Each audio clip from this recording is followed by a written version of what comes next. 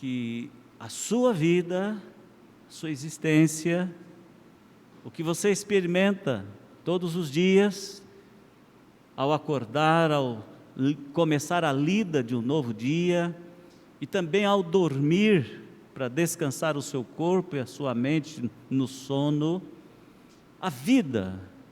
Desejo ardentemente que hoje Deus te mostre que é Ele quem te carrega, é Ele quem te sustenta, é Ele que suporta você nas horas que você cai, tropeça, sofre e escorrega. É Ele que te levanta. É Deus, somente Deus, que reina no universo. Isaías, capítulo 46. Bel se encurva, Nebo se abaixa. Os ídolos são postos sobre os animais, sobre as bestas. As cargas que costumáveis levar são canseira para as bestas já cansadas. Esses deuses juntamente se abaixam e se encurvam, não podem salvar a carga, eles mesmos entram em cativeiro. Ouvi-me, ó casa de Jacó e todo o restante da casa de Israel. Vós a quem desde o nascimento carrego e levo nos braços desde o ventre materno, até a vossa velhice, eu serei o mesmo, e ainda até as cãs eu vos carregarei.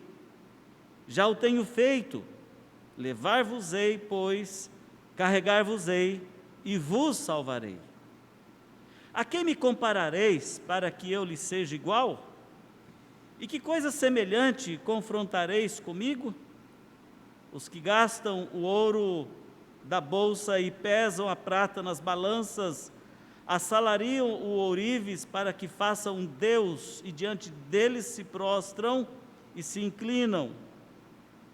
Sobre os ombros o tomam, levam-no e o põem no seu lugar, e aí ele fica. Do seu lugar não se move. Recorrem a ele, mas nenhuma resposta ele dá, e a ninguém livra da sua tribulação. Lembrai-vos disto e tende ânimo. Tomai-o a sério, ó prevaricadores. Lembrai-vos das coisas passadas da antiguidade, que eu sou Deus, e não há outro. Eu sou Deus, e não há outro semelhante a mim, que desde o princípio anuncio o que há de acontecer, e desde a antiguidade as coisas que ainda não sucederam. Que digo, o meu conselho permanecerá de pé, farei toda a minha vontade. Que chamo a ave de rapina desde o Oriente, e de uma terra longínqua o homem do seu conselho. Eu o disse e também o cumprirei. Tomei este propósito, também o executarei. Ouvi-me vós, os que sois de obstinado coração, que estáis longe da justiça. Faço chegar a minha justiça, e não está longe, a minha salvação não tardará. Mas estabelecerei em Sião o livramento, e em Israel a minha própria glória. Queridos irmãos, eu olho para os cristãos de hoje, eu olho para os crentes de hoje e percebo que estamos vivendo um tempo de perda de identidade espiritual. Percebo que os crentes têm perdido muito da característica da fé, têm perdido muito das características e das práticas das boas obras em Cristo. E vejo que há uma grande perda na vida espiritual de muita gente, falta de fé e evidente falta das boas obras em Cristo Jesus. Hoje pela manhã nós estudamos um pouco sobre as boas obras, o que são as boas obras. Há quem pense que as boas obras sejam somente a caridade, a ação social. Isso sim também é boa obra, fazer o bem sempre. Mas as boas obras da fé, as boas obras cristãs, são as práticas daquilo que se diz que é a religião cristã. A oração, a dependência de Deus, a expressiva relação com Deus, o trabalho do Senhor, através da evangelização, o comprometimento do crente com Deus, através da sua igreja, do santo serviço do povo de Deus. Boa obra, aquelas que Deus preparou para que andássemos nelas, são muito mais do que ação social. É aquilo que nós fazemos para agradar, para servir, para bendizer, para glorificar a Deus através da nossa vida. E fazendo isto com amor, como destacou a dona Edna hoje pela manhã na sua opinião. Paulo, na sua epístola aos Coríntios, capítulo 13, ele descreve todas as boas obras factíveis para o crente praticá-las. Entre elas a pregação e tantas outras coisas. Mas ele diz, sem amor, nada disso se aproveita. Nem mesmo a pregação da palavra é aproveitada se não for feito com amor. O que está por trás dessa perda da identidade espiritual cristã? Infelizmente é a busca das coisas do mundo e a busca pelos amores do mundo. O que são os amores do mundo?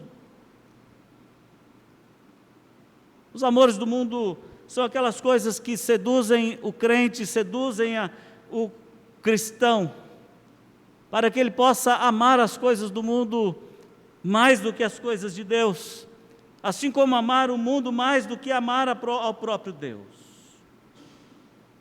E como Satanás, o inimigo de Deus e do povo de Deus, não perde tempo, ele lança mão dos ataques que levam as pessoas ao negacionismo sobre Deus, ao negacionismo sobre as suas obras, ao negacionismo sobre a sua palavra, e com isto o mundanismo e a carnalidade vão sendo agasalhados por muitos crentes,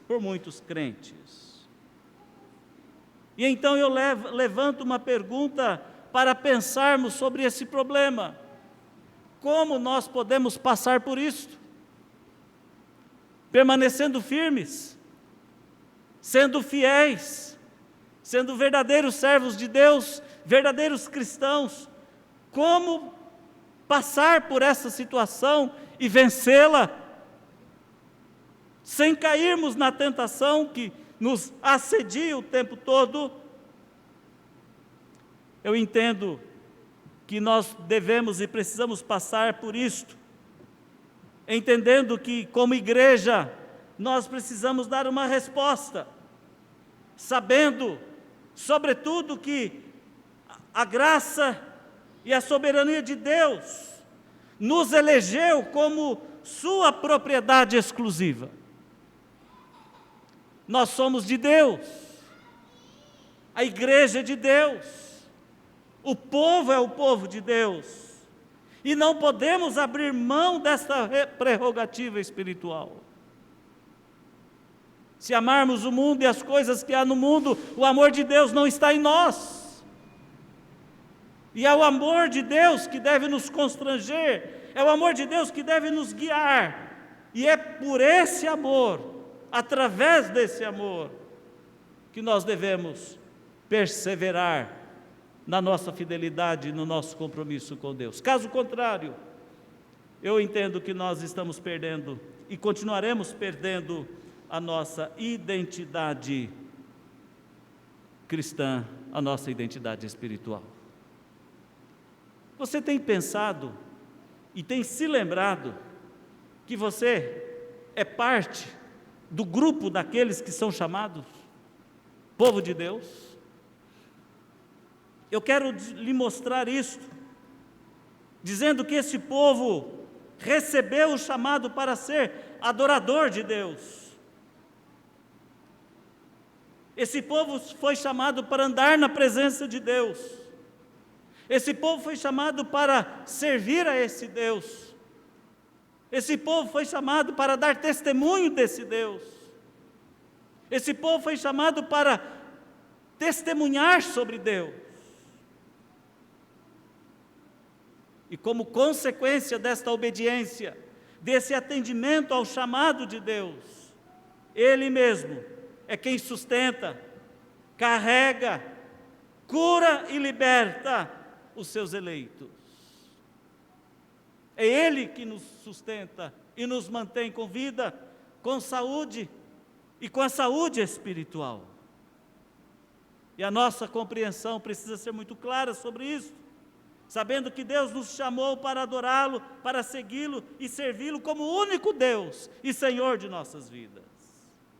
Essa eleição do seu povo foi revelada na história dos seus patriarcas, na vida dos seus servos, na morte e na ressurreição de Jesus Cristo, e o anúncio da sua volta, e o juízo definitivo sobre toda a terra. Deus, através de Jesus Cristo, executará juízo final sobre a terra, e o Senhor Jesus tomará para si a sua igreja militante, a sua igreja atuante, a sua igreja consciente, ou seja, o seu povo eleito para andar na sua presença. Assim, atualmente, você e eu, nós somos os eleitos, os amados e feitos filhos de Deus em Cristo Jesus, para mantermos viva esta condição de povo de Deus que somos. Nós somos os responsáveis por isso. Nós não somos escolhidos e acolhidos por méritos próprios, mas sim pela graça do Senhor que nos salvou e que nos chamou para usufruirmos da sua companhia e recebermos dos seus cuidados. E em obediência darmos resposta diante do mundo em que vivemos, acerca de quem somos e com quem estamos comprometidos, declarando que só há um Deus e a Ele nós devemos amar, honrar em todo o nosso tempo de vida. O profeta Isaías, ele gasta mais do que o capítulo 46. Se olharmos para outras passagens do profeta Isaías, nós vamos descobrir que ele alerta o povo de Deus para os acontecimentos tidos como normais, que estão terminando por afastar o crente daquela época dessa relação de amor com Deus. E nós, quando lemos esta passagem, então nós podemos também observar esta mesma mensagem de Isaías, que vem em nossa direção para nos alertar para os acontecimentos tidos como normais, mas que terminam por nos afastar também da presença de Deus, da convivência dos santos, perdendo assim a nossa identidade nos dias em que vivemos. Deus, Ele espera do seu povo que seja esse povo consagrado, obediente e determinado a fazer a sua vontade. Em Isaías 46, aqui o texto que nós lemos, versículo 3 e 4, ele diz de uma maneira muito objetiva: ouvi-me, ó casa de Jacó, e todo o restante da casa de Israel, vós a quem desde o nascimento carrego e levo nos braços desde o ventre materno, até a vossa velhice, eu serei o mesmo, e ainda até as cãs eu vos carregarei. Já o tenho feito, levar-vos-ei, pois, carregar-vos-ei, e vos salvarei. Vocês, a quem tenho sustentado desde que foram concebidos, e que tenho carregado desde o seu nascimento, mesmo quando vocês ficarem velhos, lembrem-se disto, sou eu que os sustento. Essa advertência do profeta Isaías, ela visa escancarar aos olhos, aos nossos olhos, assim como naquele tempo para o povo de Israel, que a carnalidade e a idolatria tem tomado o coração e a vida de Israel, e tem tomado o coração e a vida de muitos crentes. O mundo tem tomado muitos crentes, tem tornado incrédulos muitos dos que criam, tem tornado insensíveis muitos daqueles que eram sensíveis à voz do Senhor. Isaías vem mostrar que é um grande perigo se envolver com os deuses pagãos, aqui chamado de Bel e Nebo, ou Marduk e Nebo, ou Bel, são os mesmos, e ele aqui aponta para os deuses da Babilônia, que estão sendo reverenciados por muitos de Israel. Quais são os deuses do nosso tempo, que têm afastado muitas pessoas e têm descaracterizado o crente da sua identidade cristã? Isaías descreve a maneira como esses ídolos eram fabricados pelas mãos de artistas e escultores, versículo 6 e versículo 7. E depois de prontos, carregados nos ombros de seus adoradores até o lugar onde eram colocados. Esses deuses pagãos estavam sendo adorados e tidos como salvadores de Israel. Um grande equívoco, um grande erro. Aqui está a perda da identidade espiritual do povo de Israel naquele tempo. Será que não há perda de identidade, meu irmão, naquilo que nós estamos sendo e fazendo em nossos dias? Também sendo atraídos pelos deuses do nosso tempo? E então, Isaías ele faz uma ilustração muito interessante. Numa situação de guerra, Ciro, o rei da Pérsia, domina todo o território que era dominado pela Babilônia, e os seus soldados passaram a saquear tudo, inclusive os locais de adoração dos deuses Bel e Nebo. Então Isaías agora ironiza para que o povo de Israel possa se aperceber do erro e do tempo que eles perderam. Marduk, ou Bel, se encurvou, Nebo se abaixou, e são desprezados como corpos cadavéricos vencidos pelo combate. São colocados em carroças e levados como lixo. E agora Isaías diz: pois é, diante disto, o que vocês que se afastaram de Deus e adoraram esses deuses, o que vocês têm a dizer? Irmãos, o que Isaías está mostrando é que a decadência e a inoperância dos poderosos, os deuses que antes eram carregados orgulhosamente sobre os ombros, agora são lixos inúteis, tornando-se nulos para os seus adoradores. Tornando-se nulos. Qual é a mensagem mais importante desses versículos, meus irmãos? A mensagem mais importante desses versículos é o coração de Deus aberto perante o seu povo, através da fala do profeta Isaías, quando Deus diz para Isaías: fala para eles, que é Deus quem carrega os seus filhos e deles cuida, apesar dos seus filhos serem rebeldes e desobedientes. Eu não sou como Marduk e Nebo, não preciso ser carregado nos ombros ou em carroças. Eu sou o Deus vivo e poderoso, eu é que os tenho carregado desde que foram concebidos. e mesmo depois de velhos, ainda os carregarei. Mesmo depois de velhos, eu ainda serei o vosso Deus, e não os desprezarei. Assim, devemos perguntar a nós mesmos: quem está nos carregando, assim como também quem está carregando os nossos fardos?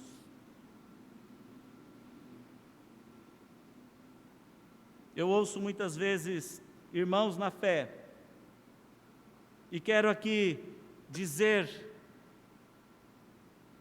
de uma fraqueza espiritual de nosso tempo, quando irmãos na fé dizem que já não estão aguentando mais a situação de vida que estão levando. Eu não aguento mais. Uma vez eu passei por isto, não aguentar mais.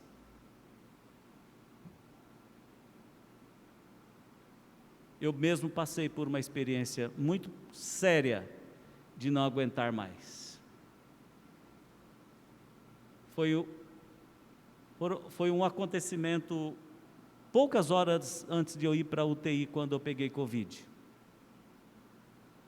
Não tinha ar para respirar. Nada tirava a dor do meu corpo. Nada aquecia o meu corpo. E nada baixava a febre que eu tinha. Tossia sem conseguir ter um minuto de sossego.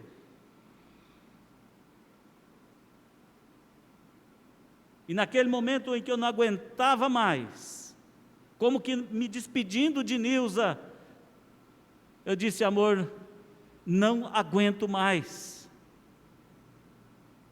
Não consigo respirar, meu corpo dói. E descrevi para ela o que eu senti. Fechei os olhos e disse: Deus, toma conta de mim.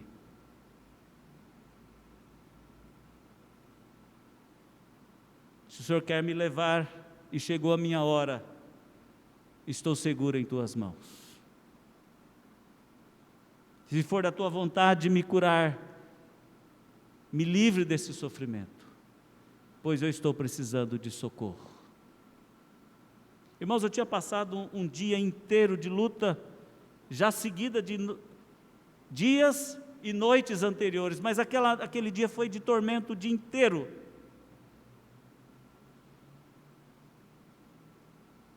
E eu pensei que fosse morrer. Sério, é sério isso. É verdade isto. E eu fechei os olhos, certo de que eu fosse morrer. E eu dormi.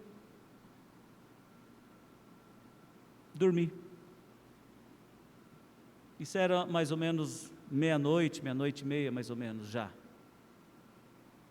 6:30 da manhã eu acordei. E descobri que Deus não havia me levado ainda.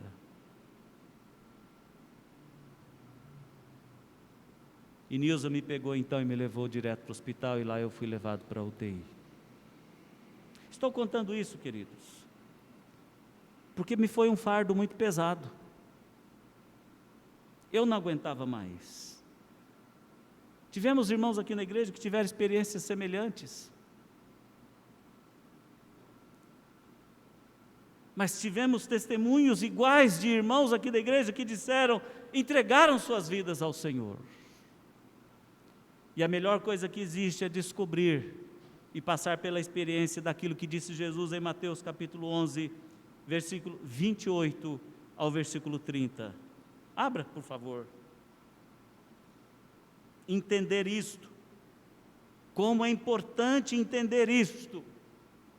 Para a gente não perder a esperança, para a gente não perder o controle, para a gente não se desesperar, para a gente não correr atrás do vento. Olha o que disse Jesus em Mateus 11, versículo 28 a 30. Vinde a mim todos os que estáis cansados e sobrecarregados, e eu vos aliviarei. tomai sobre vós o meu jugo e aprendei de mim, porque sou manso e humilde de coração, e achareis descanso para a vossa alma, porque o meu jugo é suave e o meu fardo é leve. Vinde a mim, todos vocês que estão cansados e sobrecarregados. Como é bom descobrir que isto e passar por isto, experimentar o que é ser carregado por Jesus, experimentar o que é ser carregado por Deus, experimentar o que é ser sustentado pelo Senhor por uma força muito maior do que o mundo tem, do que a medicina tem, do que a ciência tem, do que o remédio tem, do que qualquer coisa desse mundo possa oferecer. Como é bom vivenciar isto, e é isso que Isaías está chamando a atenção de Israel. Descubra o que é viver na dependência de Deus. Pedro, ele escreveu: lancemos sobre ele toda a nossa ansiedade ou preocupação, porque ele tem cuidado de nós. Pedro não disse porque ele vai cuidar. Olha, você está preocupado, você está sofrendo, passando por isso ou por aquilo, coloque esta sua preocupação no altar de Deus. Por quê? Porque Ele já deu prova que tem cuidado, e Ele quer continuar cuidando. E aqui eu quero deixar 3 aplicações, baseadas nessa palavra de Isaías, ajuntado com as mensagens de Jesus e dos apóstolos, para entendermos de uma vez por todas que Deus é quem cuida do seu povo, é Deus quem sustenta o seu povo, não é o nosso dinheiro, não é o nosso recurso, não é a nossa potência, é Deus que cuida de nós. E eu quero mostrar 3 cuidados aqui nessa aplicação para a igreja nesta noite. Meu irmão, cuidado com a preocupação excessiva, cuidado com a sua ansiedade, que paralisa a fé, e que pode te afastar do Senhor, levando-o para buscar soluções fantasiosas, soluções imediatas nesse mundo, que na verdade não resolve coisa alguma. Cuidado para não ser demais preocupado. Preocupar-se para se mover e interagir com a vida é normal e necessário. Tem que trabalhar, tem que cuidar da higiene, tem que tomar os cuidados necessários, mas não se deve ser paralisado por essas coisas. Não andeis ansiosos de coisa alguma, disse Jesus em Mateus capítulo 6, porque Deus, o vosso Pai, tem cuidado de vós. A preocupação excessiva ou a ansiedade, ela causa um dano terrível na mente do crente. A preocupação e a ansiedade, quando eu digo ansiedade, é aquela coisa de não aguento mais, eu não sei o que fazer, isso afasta a pessoa da fé, isso afasta a pessoa da esperança em Deus. E o crente muitas vezes paralisado na fé e sem esperança, ele perde de vista também a sua presença de diante de Deus. E quando o crente perde a noção de que ele está vivendo na presença de Deus, ele começa a buscar soluções ali, terrenas. Ele começa a buscar soluções no mundo visível. e depositar esperança nisto.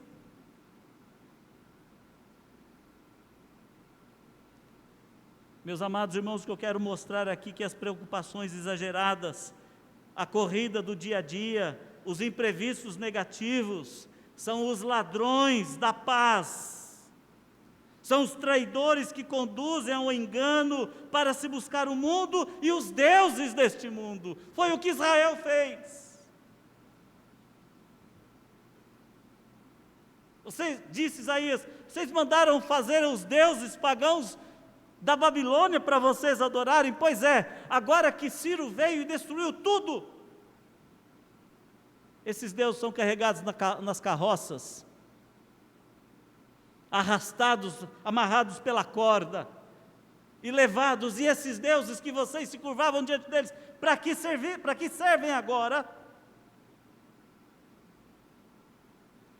Irmãos, é exatamente por conta ou quando passamos por lutas e dificuldades que devemos acreditar mais, muito mais do que antes, quando tudo estava bom.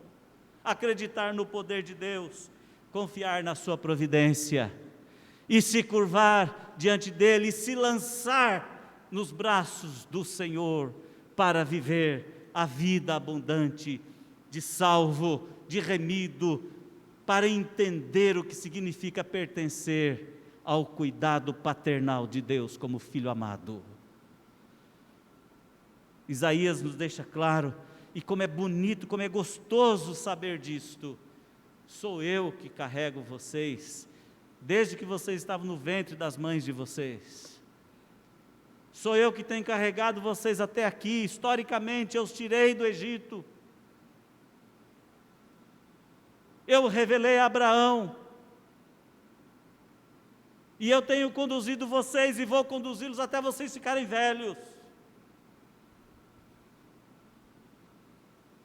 Devemos tomar cuidado, muito cuidado, para as preocupações, o mundo e as soluções que o mundo oferecem, não nos afastar de Deus e tirar a nossa identidade cristã. Devemos tomar cuidado. Há muitas passagens bíblicas que falam a respeito da nossa incapacidade para nos lembrar que nós devemos buscar a Deus em todo o tempo. Quando nós perdemos essa identidade cristã e achamos que a nossa situação está difícil e nós nos afastamos de Deus, nós estamos muitas vezes correndo o risco de nos endeusarmos a nós mesmos. Construirmos uma crença comum do mundo e deixar a ansiedade e a preocupação tomar conta, nos afastando cada vez mais do Senhor. E aí nós passamos a viver dentro de uma paralisia espiritual e de uma depressão espiritual, que até nos impede de orar, de ler a Bíblia, de cantar, de buscar a Deus. Israel estava vivendo assim. Por quê? Eles estavam muito preocupados com a vida existencial e pouco atentos à vida deles com Deus. O segundo cuidado que Isaías está dizendo aqui para eles e diz para nós também hoje, nós devemos tomar cuidado com a decisão de desistir de Deus, desistir da vida, desistir das soluções dos problemas que nós enfrentamos. Tome cuidado para você não desistir da vida, meu irmão. Minha irmã, tome cuidado para você não desistir da vida. Para tudo há solução. E qual é a garantia que temos? A promessa de Deus. É bem provável que haja alguém com o coração pesado, sentindo o cansaço das dificuldades da vida, e com isso o desânimo espiritual. É bem provável. E aí surge a vontade de desistir, jogar tudo para o ar, e algo muito sério precisa ser repensado nesse momento. Não jogue nada para cima, não jogue a vida para o ar. Repense a sua fé.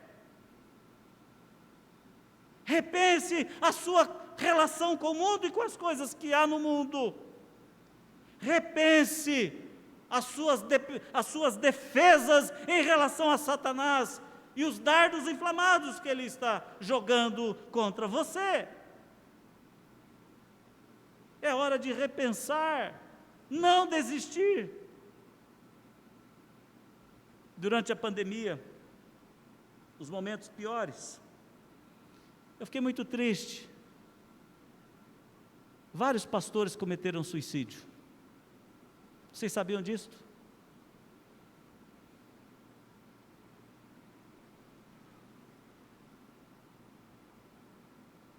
Vários crentes cometeram suicídio. Vocês sabiam disso?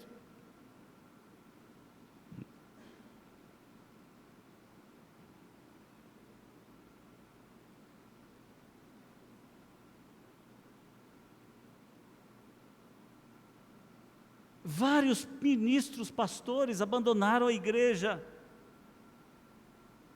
Vários crentes abandonaram a igreja, abandonaram a fé.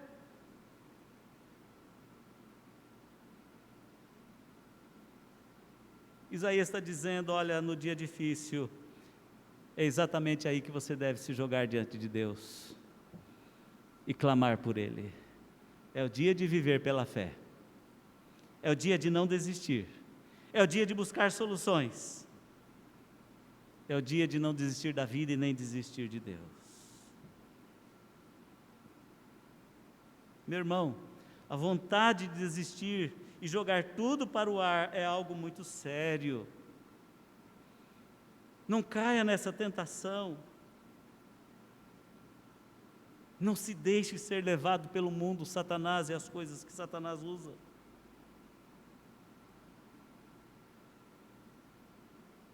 Apesar de ser um momento ruim, repito, esse é o momento de buscar a Deus.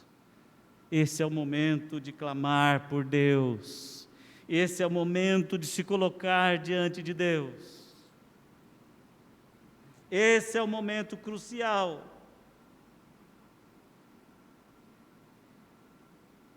E quando alguém disser assim, olha, Deus te abandonou, Ele não está nem aí, não está preocupado contigo, Ele não está nem aí com o que está acontecendo com você, sai fora. Cuidado com essa semente maligna. Tenha consciência de quem você é. Você é filho de Deus. E você precisa saber que Deus não abandona os seus filhos, principalmente na hora da tribulação. A sensação de abandono é forte e cruel, é verdade, mas o poder da fé é maior. Isaías lembra, eu carrego você, e você ainda não se deu conta disso, e eu quero carregar você até a sua velhice. Confie no meu amor, confie no meu cuidado, confie na minha presença, confie no meu poder.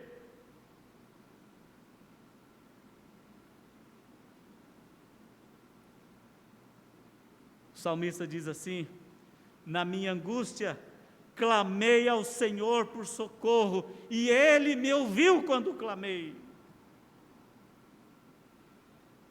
Que tal você experimentar isso?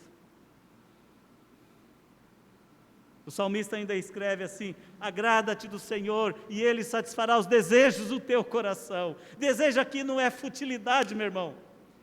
Desejo aqui é a realidade que você está passando. O sofrimento, a dor, a angústia. É como se você estivesse morrendo de sede e você desejasse muita água. Eu desejo ficar sem esse sofrimento, eu desejo ficar sem essa dor, eu desejo me livrar desse fardo terrível. Agradar-se do Senhor nada mais é do que se colocar diante dEle dizendo, Senhor, eu conto contigo. Eu confio no Senhor. Eu espero em Ti. A minha alma anseia por ti. É isso que é se agradar de Deus. É isso que é ser agradável na presença de Deus. Um coração contrito e compungido, Deus não despreza. E nós precisamos saber disto.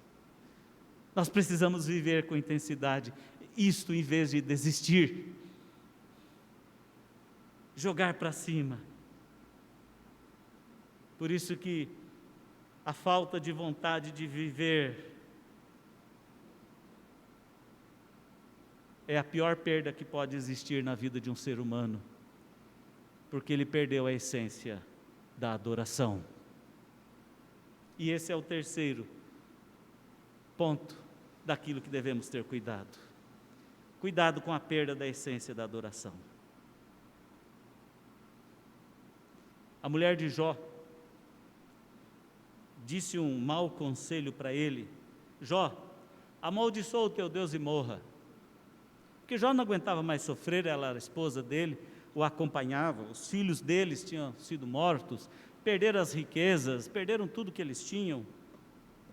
Jó, marido, aquela voz gostosa da esposa que chega assim com algo tentando consolar, né? Amor, amaldiçoa Deus e morra. Porque seu sofrimento é muito grande. O que é amaldiçoar a Deus? Amaldiçoar a Deus não é aquele formalismo de falar um palavrão contra Deus, falar bobagens que os lábios pronunciam. Eu nego que Deus existe, eu sou ateu. Não, não é isto. Isso é tolice, que às vezes a pessoa fala porque o seu coração está cheio de amargura e passa um tempo ela se arrepende. É como a gente xingar o pai, xingar a mãe, xingar o irmão, xingar alguém e depois, onde é que eu estava com a cabeça? Que idiota que eu fui, que tolo que eu fui. Amaldiçoar a Deus, irmãos, é deixar de buscá-lo e buscar outras coisas. Por exemplo,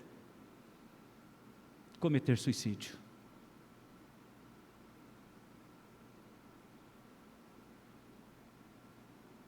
Tomar soda cáustica para morrer, dar um tiro na cabeça, tomar tudo que é comprimido que tem dentro de casa. Isso é amaldiçoar a Deus, porque em vez de buscá-lo, você está negando que Ele é a solução para a sua vida. Deus não soluciona nada. Meus irmãos amados, a falta de sentido pela vida e pelas coisas sagradas do Senhor leva uma pessoa a não sentir mais a vontade de viver, leva a pessoa a perder a alegria, leva a pessoa a perder o prazer nas atividades, na vida de comunhão com o Senhor. Com isso surge o desespero, surge o descontrole, surgem as perdas das coisas grandes e das coisas pequenas, tudo perde a importância. E o maior dos prejuízos é a perda do desejo de amar e de servir a Deus. Esse é o maior prejuízo. E aí surge um bloqueio no cérebro, surge um bloqueio no coração, surge um impedimento no exercício da fé, surge um impedimento para se ter compreensão do que é a esperança, afetando a vida espiritual e afeta toda a existência. E amaldiçoar a Deus é perder a fé, é perder a confiança nele, é perder a esperança nele. E daí a sensação de fracasso, a sensação de que tudo é insuportável, e a falsa ideia de que se eu morrer, os meus problemas acabam. Mentira, os problemas continuam, e quem vai ter que lidar com eles são os familiares vivos que ficam.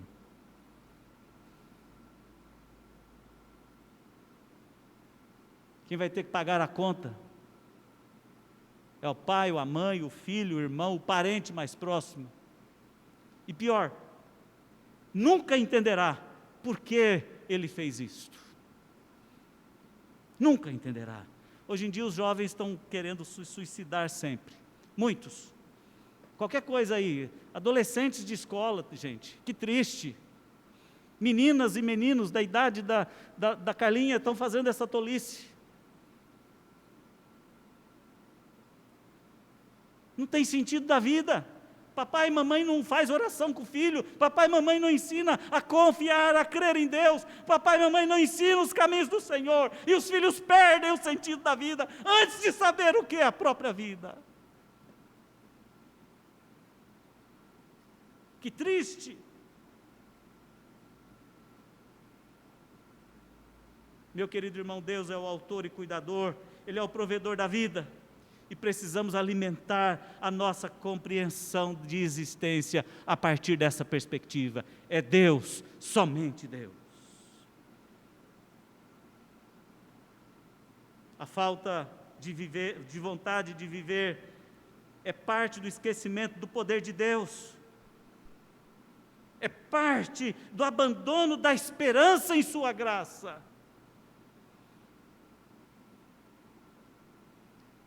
Quero te lembrar de uma coisa: o choro pode durar uma noite, mas a alegria vem ao amanhecer. A noite pode ser umas horas de sofrimento, mas tenha de bom ânimo, resista, Deus estará do seu lado para você suportar. Eu quero concluir esta mensagem dizendo como é importante, como é necessário meditarmos no que disse Jesus, num texto que eu já li agora há pouco, mas eu quero reler. Não li não, é Mateus capítulo 11, versículo 28 ao versículo 30.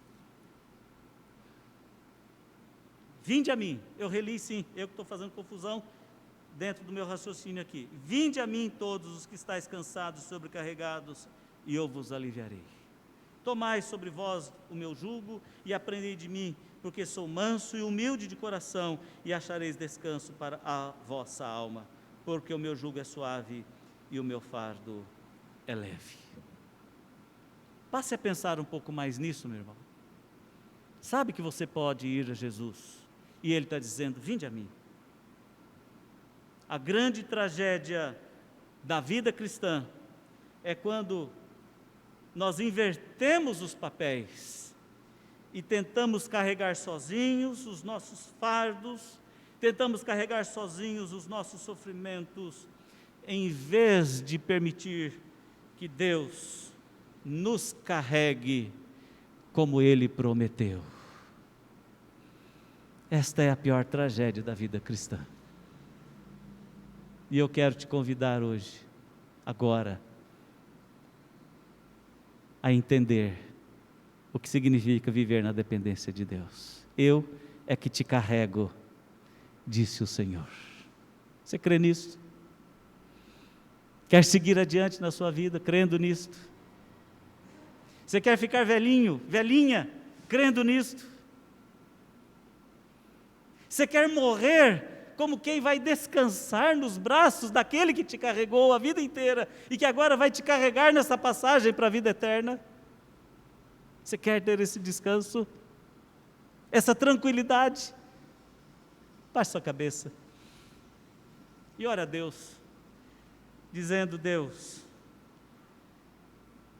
eu me arrependo da minha soberba, eu me arrependo da minha arrogância, eu me arrependo diante de Ti achando que eu posso viver a vida sozinho. Ó Deus, eu preciso de Ti, sustenta a minha vida, me guarde no mundo em que eu vivo, me abençoe me sustentando na minha família, na minha vida profissional, na obtenção do alimento e do pão na minha mesa. Me abençoe, ó Deus, para que eu possa ter o sustento financeiro para cuidar da minha família e da minha casa. Mas, sobretudo, ó Deus, sustenta a minha fé, alimenta o meu coração, renova a minha força, ó Deus, renova a minha fé, aqueça o meu coração para que eu possa viver uma nova vida em Ti, ó Deus.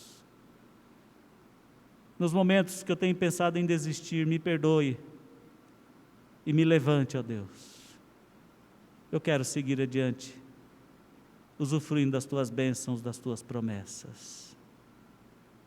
Obrigado, ó Pai, porque como igreja, como filhos teus, povo eleito de propriedade exclusiva do Senhor, nós podemos fazer esta oração por meio de Jesus Cristo, o nosso Senhor e Salvador. Amém. E que assim, queridos irmãos, amados de Deus, esteja sobre você, sobre toda a igreja e todo o povo do Senhor, o amor do Pai eterno. A graça, bendita graça maravilhosa de Jesus, mas também a consolação, a iluminação e a direção do Espírito Santo, hoje e sempre. Amém.